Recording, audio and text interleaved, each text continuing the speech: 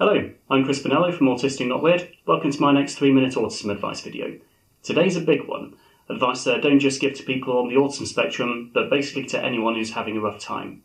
You are never, ever alone. I am very aware of how isolating it can feel to be autistic, especially if you're the only autistic person you know, but I mean every word I say. But wait, I'm sure some of you might be saying, then how come I feel so alone? And how can I not feel alone when my brain works differently to everyone else's? How come there's nobody around me who I feel I can talk to? Well, I assume some of you are asking those questions because they're the exact ones that I used to ask. I'll answer them one at a time.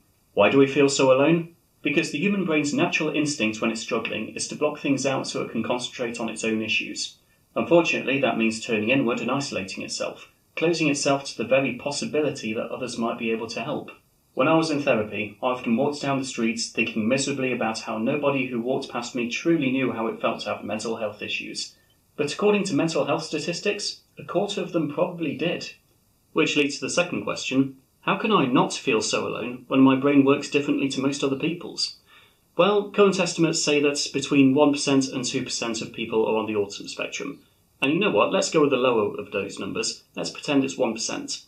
Now, speaking as a mathematician, as in literally a guy with a maths degree, 1% is a much bigger number than we give it credit for. I mean, if 1% of the people in your town spontaneously combusted, I'm pretty sure people would notice.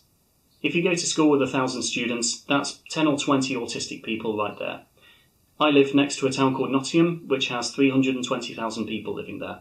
You do the maths, 1% of that is 3,200 autistic people in Nottingham alone. If, like me, you live in Britain, you share a country with 65 million people. That's at least 650,000 autistic people in Britain. 1% gets very big very quickly. And then there's the final question. How come there's nobody around me I feel I can talk to?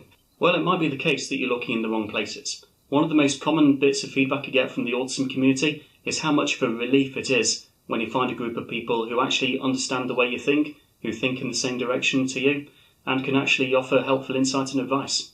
Yes, autism can feel very isolating. I remember feeling that way myself very well. But none of us are ever truly alone. There's always people out there or communities out there that can offer support and advice and understanding. If you happen to know of any of them, please leave them in the comments. In the meantime, Autistic Not Weird's Facebook community currently stands at 66,000 followers, and there are growing communities on Twitter, Instagram, and here on YouTube. That's it for me. Hope you enjoyed the video. There's plenty more coming. If you happen to click subscribe on your way out, you might help me to get this YouTube channel off the ground, and I've also got a Patreon if anyone's interested. I'm Chris Bonello from Autistic Not Weird. See you next time.